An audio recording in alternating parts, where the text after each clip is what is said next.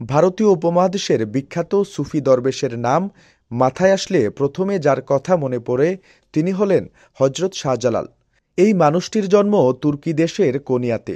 পুরো নাম শেখ শাহজালাল কোনিয়াত মুজররদ। ধারণা করা হয় তিনি ১৩০৩ ইংরেজি সালে সিলেট অঞ্চলে আসেন, যখন তার বয়স ছিল ৩২ বছর। তিনি সুদীর্ঘ পথ পাড়ি দেন শুধুমাত্র ইসলাম প্রচারের উদ্দেশ্যে। প্রথমত সিলেটে শুরু হওয়া তার ইসলাম প্রচার দিনকে দিন বাড়তে থাকে, ফলে একসময় সিলেট বিজয় করেন তিনি। পরে হজরত শাহজালালের সঙ্গী অনুসারীদের মধ্য হতে অনেক পীর দরবেশ বংশধরগণ সিলেটসহ বাংলাদেশের বিভিন্ন স্থানে গিয়ে বসবাস করেন।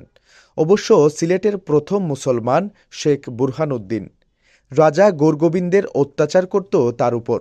এইসব কাহিনী ও হজরত শাহজালালের সফরসঙ্গী ৩৬০ জন আউলিয়ার সিলেট আগমন ইতিহাসের একটি উল্লেখযোগ্য ঘটনা। তার মৃত্যুর পর তাকে সিলেটেই কবর দেওয়া হয়। নগর সিলেটের প্রায় মধ্যখানে টিলার উপর চিরনিদ্রায় শায়িত আছেন হজরত শাহজালাল।